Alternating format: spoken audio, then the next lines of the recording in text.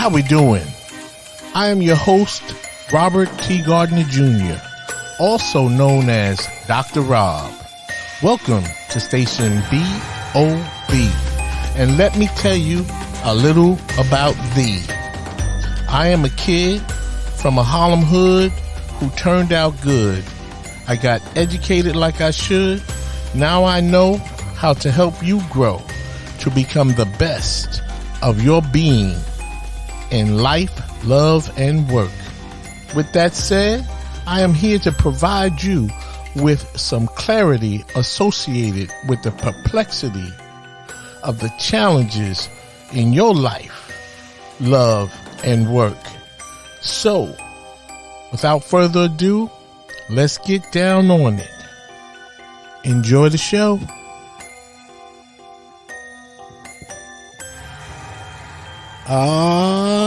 Yes. Welcome once again, my friend, to Station BOB, where you listen to learn how to become the best of your being in life, love, and work. And of course, I am your host, Dr. Rob. How you doing? What's happening? Here we are embarking upon the end of the summer. Can you believe it? August 21st is unbelievable. I mean, doggone. The summer is coming to an end, but my podcast is still very much full in effect. And so today I'm coming at you with another interesting topic, and hopefully you'll find this topic of some real beneficial use, as all of my podcast topics are intended, to do and to be for you. And so let me get right down on it. And so this topic today is, for many of us, life is material, physical, and we may not be aware of how life is primarily mental. Now, what do I mean by that? Simply stated, that from a mental perspective, that is how we are able to sustain ourselves in this life we live, based on the myriad of ups, downs, sudden events, divorce, death, diagnosis, tragedy, and so on.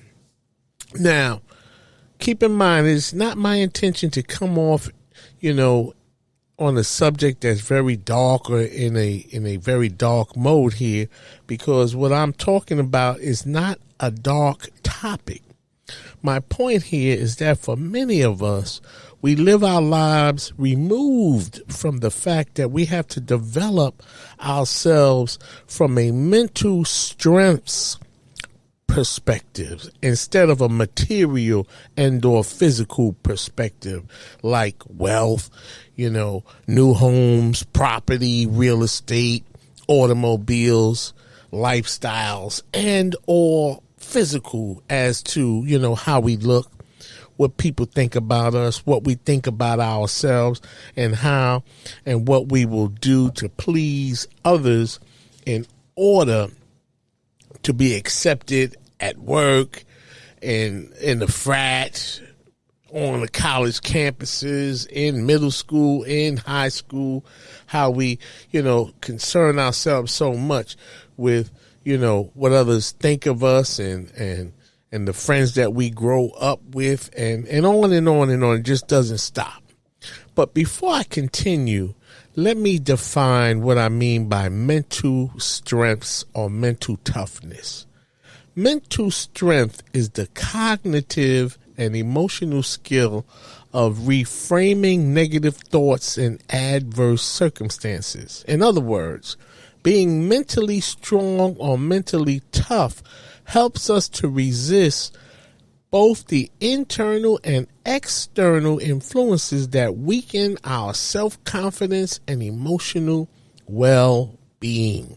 Did you hear that? If we lack the mental strength required to live this life, then life, of course, is much more difficult to withstand, and that without the mental toughness and resilience that we need to bounce back, that can lead us to drug and alcohol abuse, depression, and in some cases even suicide.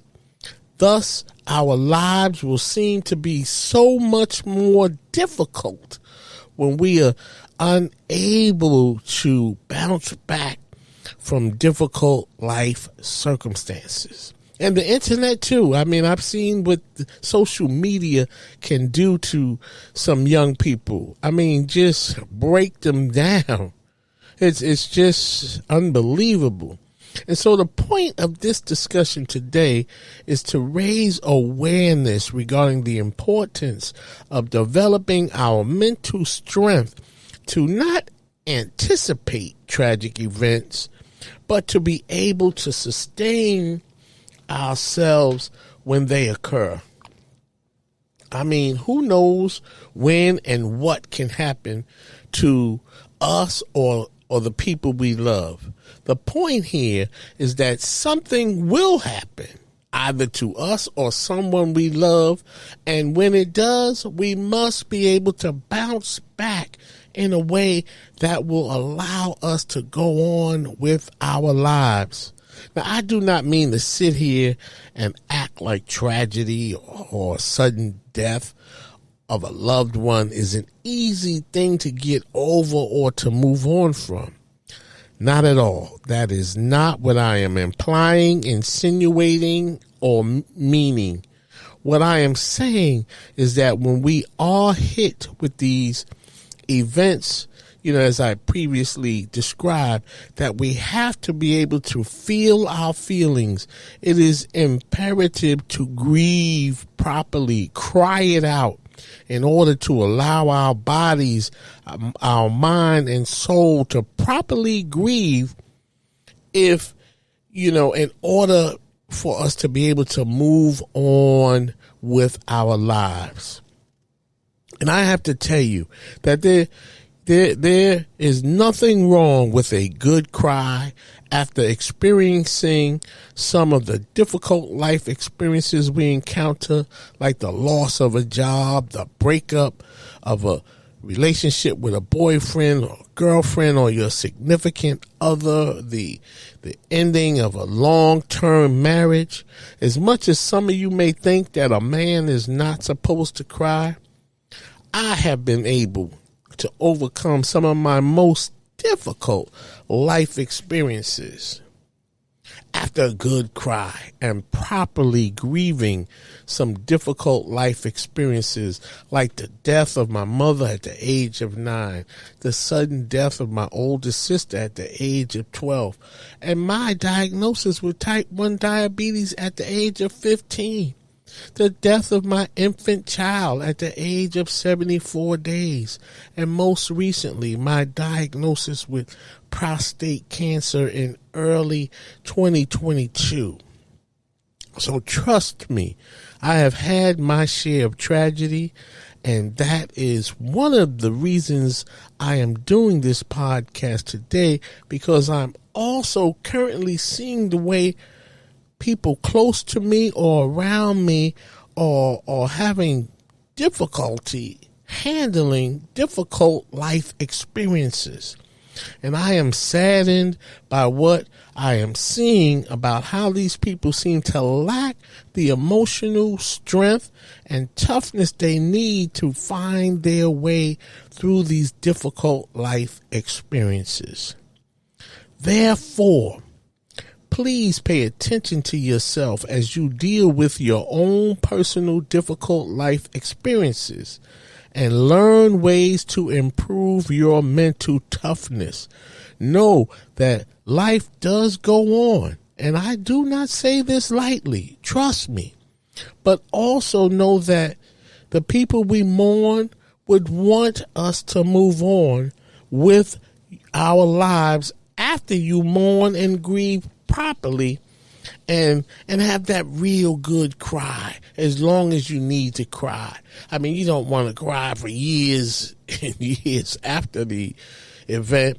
But what I'm saying is, if you process your losses, your difficult circumstances properly, somehow the body, the mind is able to get it back together and you're able to go forward. But if you deny that, suppress that, then you will be stuck in a state of low feeling, low mindset, and will stifle your ability to move forward.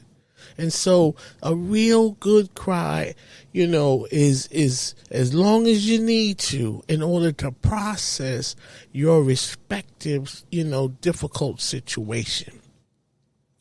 And ironically, the thing about this life we live is that the toughest life experiences seem to be the ones to get us to that part of life that we enjoy the most, in that many people have found their true purpose in life based on the inspiration they receive from the tragic event that they have overcome. Remember, life is to be lived, and you cannot and should not allow yourself to die while you live. Strengthen your mental health to improve your resilience, which is how we are able to bounce back from these difficult life experiences. We do that with resilience. And in order to improve your mental strength and toughness, I just want to provide you with these tips. 1, develop a daily routine that will keep you busy and focused on something you enjoy doing. It will give you a sense of purpose. 2, learn how to improve your perspective. In other words, learn to keep things in perspective to realize that many things that we go through are not as bad as they seem, because you have already coped with a myriad of difficult life experiences which have gotten you to this point in life. And so you can do it. And so it's important to learn how to put things in perspective.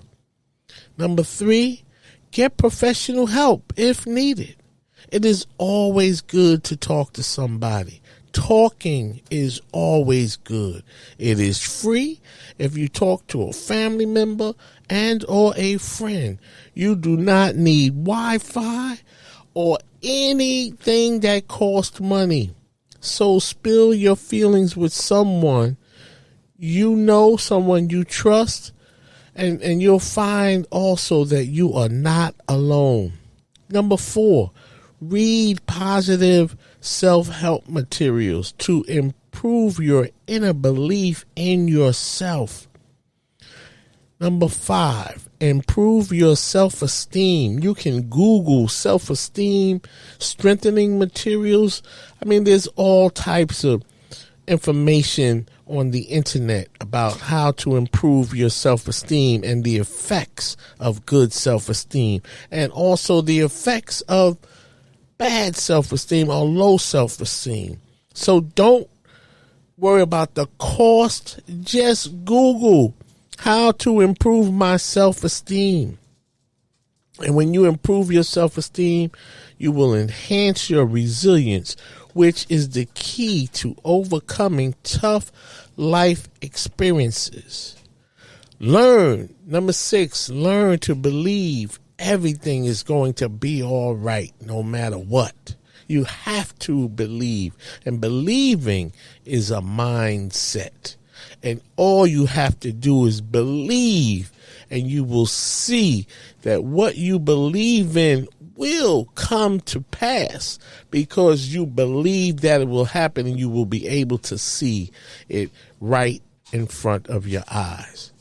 7, understand that for some ironic and paradoxical reason, when we overcome tough life experiences, that seems to ignite the light that we were born with, this little light inside of us. We overcome difficult experiences. It ignites the light that we have inside to do what we were born to do. And 8, never give up. Keep going and learn how to believe in you. And with that said, I'm going to leave it right there. I want to thank you once again, my friend, for tuning in, for walking with me, allowing me to talk to you while you drive on your way to work or wherever you may be headed. Thank you so much. And until we meet again, remember that life is good even when it ain't. And love is not a word. It's an action. And love is not supposed to hurt. Talk to you later. Peace.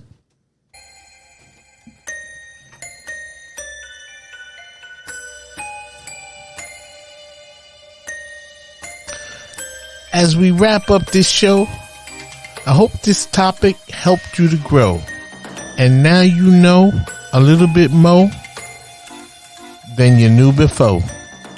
If you have any questions about this topic, please email me at changeagentrtg@gmail.com. See my website, relationshipreadiness.org, to learn more about my counseling, consulting, and educational programs related to life, love, and work. Finally, in the words of the late, great Reverend Dr. Martin Luther King Jr., if I can help somebody as I pass along, if I can cheer somebody with a word or song, if I can show somebody he is traveling wrong, then my living will not be in vain. Until we meet again, do the right thing when nobody is looking. Peace, beloved.